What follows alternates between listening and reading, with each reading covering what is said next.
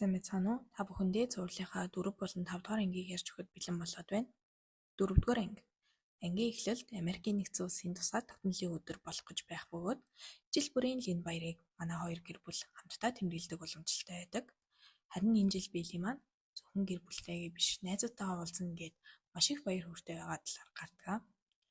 Энэ үед ээж нь түүнд аав нь шинэ найз бүсгүйтэйгээ тэдэн дээр зочлох гэж байгаа талаар хэлээд байрлах өрөөгийг янзлаарай гэж хэлдэг.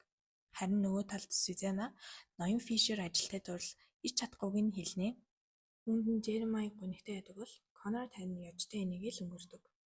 Ингээд Белли аавынхаа байрлах өрөөг Конрадтай хамт янзлуулж байхдаа бид хоёр том болоод хамт байвал яах вэ? Эхнэр нөхөр шиг хамтдаа байвал сайхан даа гэж бодно. Нөгөө талд Сюзанна Беллигийн ээж хоёр зочдоо угтаж авч байх бөгөөд Сюзанна бол бас тэрүүхэн тэндээ миний найз илүү хөөрхөн юм байна гэж хэлээд амжина. Тэгсэн экс нөхрийнх нь найз охин нь манай Беллигийн ээжийн номынх нь пен байх бөгөөд бүх бичсэн номыг нь уншсан гэдгийг хэлдэг.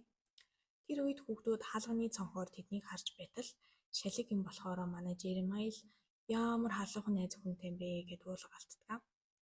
Белли Стивен хоёр бол харин бүр ахлах сургуулийнх юм шүү дээ. Арай л залуухан юм гэд хоорондоо ярилцаад үлдэнэ. Удалгүй тэдний дээ богтоод хүрэлцэн ирэх бөгөөд бүгд л баярын уур амьсгалаараа энд тэнд маш гоё яриаг өрнүүлээд байж байдаг. Нөгөө талд Шейла Стивений аав ээж хоёртой ярилцсаны дараа ээж нь үнэхээр өөртөө итгэлтэй манай хүүхэд гоёдохоор охин байна да гэж хэлдэг. Нөгөө талд хүүхдүүд Беллигийн аавын найз охины хийсэн Маргаритаг амсаад ямар гоё амттай юм бэ гэж байж байна. Белли маань тэгсний худлаа яриад гучгаж байгаамаа. Ээжтэй мэдэгдвэл балархах та. Тэгээд ундаа шиг юм байна гэл өөрсөндөө бас уухаар хамтдаа бэлтгэдэг. Энэ үед нь яг ноён Фишер хөөд ирнэ. Тэгээд бүгд түүнийг ирсэнд нь баяртай байх бол Конрад болон эхнэр нь л дурамчхан байдаг. Үүний дараа Сюзанна болон Адам хоёр хоёулахнаа уулзах үедээ Адамыг анхнаасаа эхнэр нь намайг хэлэх хүртэл гэртээ битгий ирээрэй гэсэн байх бөгөөд нөгөө талд Адам бол Беллигийн ээж залгасан болохоор түүнийг өөрийг нь уучлсан гэж бодоод ирсэн болохыг мэддэг. Баярын үеэр Сюзаннад Адам туслах гэхээр л манай хүн нэг л төвөгшөөгөөд хол байх гээд байгааг Беллигийн ээж анзаарчихна. Тэгээд түүнд их л сонь санагдана. Нөгөө талд хүүхдүүд коктейл унгаа хамтдаа тоглоод хөвгөлдөж байх бөгөөд Белли бүр хамгийн жаахан юм байж иж хэмжээгээ мэдгүй зөндөө уугаад согтчихно. Тэгээд октод хоорондоо ярилцаж байх үеэр Николийн хэлсний дагуулад дуртай дургу Конрад чанд үнэхээр сайн битгий санаа зов. Тэр чиний талаар гэртээ их ярьдаг гэд худлаа хэлчихнэ.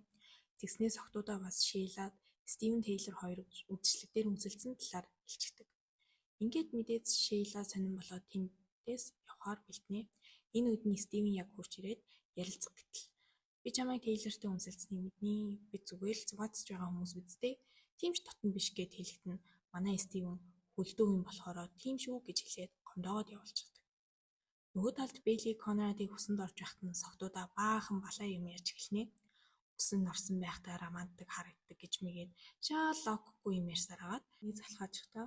Тэгээд гинтэл тэр хязгааргүй тэмдэгтэй зүйлийг миний төрсөн өдрөөр бэлгэлэх гэж байсан мэт гэж асуухт нь Конрад нэг юм хэлэхгүй бантаж байгааг нь хараад мэдсэн юм аа гээл баярлаад явчихна. Үүний дараа бөндөө баярын мэлуугаа зүсгээд байж байхад Белли согтсондоо Сюзаннаг санаандөө түлхээд унагчдаг. Энэ үед нөхөр нь түүнд туслах гэтэл надаас хол бай, явж үз гэж хэлээд өрөөрөөгөө явчихдаг.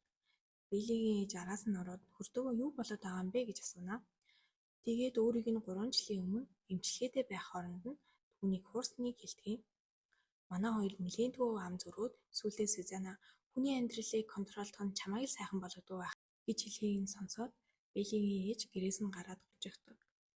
Нөгөө талд хөвгүүд гадаах талбайг цэвэрлэж байх үед Конрад аав дээрээ очиод жаахан ярилцах гэж оролдтол аав нь худлаа үнэн өглээд түүнийг уурлуулчихдаг. Угаасаа гэр бүлийн ийм байдалд хүргэсэн байж нэг сайн хүн шиг хүүдээ сургаал хайрлах гээд байвал хэний ч дургүй хүрнэ штэ. Оройн Стивен Жеремай хоёроос солиуд бодуулж байхад Стивен өдөр Шейлатай юу болсон талаараа ярьдаг. Тэгсэн дурлалын мэргэжилтийн юм болохоор Жеремай бол мангар миний тэр чамаар л өөрсдийнхөө харилцааг чухал гэж хэлүүлэхийг хүссэн учраас тийм хатуу гэлсэн байна гэж хэлнэ. Ингээд Стивен гинэт тухайн ороод Шейла дээр очиод уучлахгүйгээд манай хоёр сайн ярилцаж байгаад эвлэмнэ. Беллигийн ээж нэгэн пабд орох бөгөөд тэнд нь нөгөө алдартай зохиолч байж байдаг. Тэр хоёр хамтдаа нэлээд уунгаа ярилцаад яагаад ч юм хамтдаа шөнөгийг өнгөрүүлчихдэг. Шөнө нь гэртээ Беллигийн ээж орж ирэхэд нь Билли түндээ мэдлээд манай хүн эзэж очихдоо. Тэгээд тэд Билигийн адармаатай хайрын түүхийн талаар ярилцаад эзэн түнд ухаарлын үг хайрлана. Манай хүн Конрад Кэм хоёрын голд эргэлзээд байгаа штеп.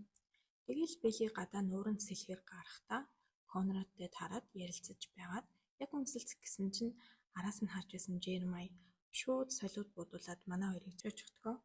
Энэ ангийн төгсгөлөөс юм илүү идрээтэй болж эхлэх болно. Ер нь яг Жеремай дотроо юу ч бодоод яваа даа. За ингээд 5 дахь анги. Ангийн эхлэлд Конрад үргэлж төрсөн ахаас нь илүү Биллид сайн ханддаг байсан талаар гарна. Тэгэд Билли дэв дээрээ бүжгээ бэлдэж байхдаа өчтөр орой болсон явдлыг бодоод Конрад руу өглөөний мэнд гэж зураг бичнэ. Энэ үед нь Шейла Стивен хоёртай тараад уучлалт гуйхад нь нөгөө хоёр нь сайн байгаагаа хэлээд зүгээр гэж хэлдэг. Никол Биллиг хамт бүжиглэх хосгүй байгаагийг хараад Кэмээс асуугаагүй юм уу гэд юутай ч өнөөдөр надтай бүжиглчих гээд тусалдаг.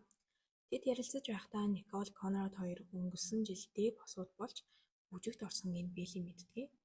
Нөгөө талд сэрээд Биллигээс зураг авсан Конрад маань жоохон жохтой инээгээд хаамаа. Өглөө нь их л сайхан эхэлж байгаа юм.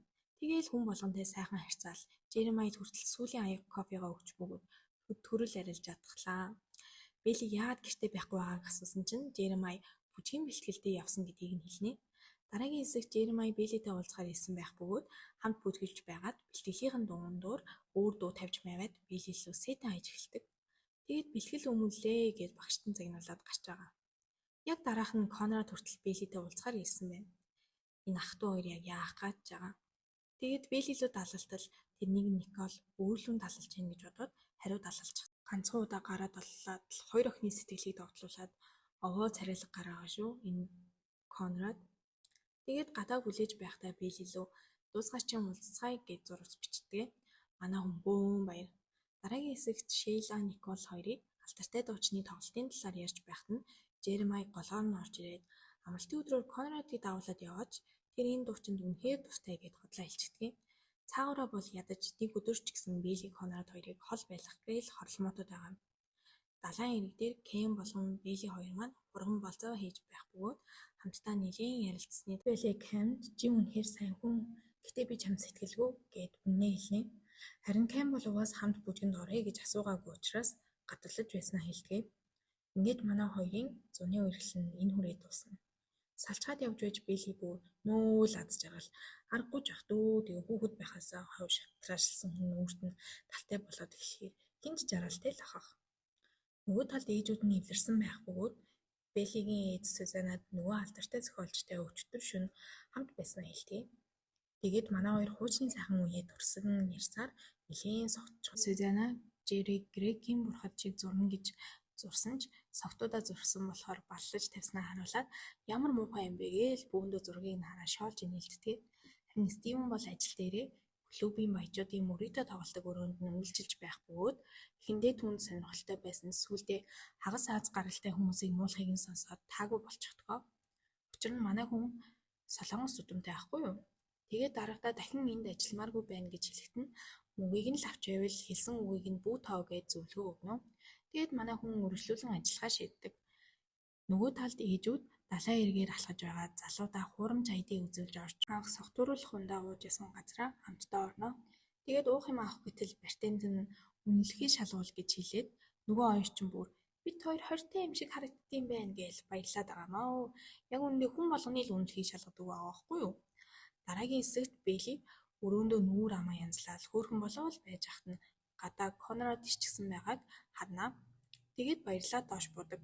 Тэгсэн нөгөөх нь бүр нэг дуртай дургу хариулаад л нэг л тоож өгөхгүй болохоор нь Кэмээс салснаа хэлсэн чинь яагаад салж байгаа юм бэ гэд гайхсан өнгөөр асуудаг. Билли бол өчтөр хоёлаа бараг л үнсэлцэх шахсан штэ. Тийм байхад гэхдээ Конрад уучлахгүйгээд хүчиггүй болоо гэлчихнө. Мэдээж манай Билли үнэхээр их гомдоод өрөөндөө ороод 10 наснаасаа хойш хайрлаж байсан залуу. Яагаад ийм өөр болсныг гайхаад л уйлж гарна. Энэ үедээ Тейлор руу залгахад тэрээр маш их санаж байгаагаа болон хамт баймаар байгаагаа хэлдэг. Нөгөө талд ээжүүд нь төрүүж байтугай уцчгүй гарч ирсэн юм болохоор яаж тооцоогоо даалгуулах вэ гэд ярилцаж байгаад Сюзана талтай байгаа нэг хүнтэй удлаан нэр зохиож танилцаад тэгээд тооцоогоо хийлгүүлчих байгаа юм чинь айгүй сэргэлэн.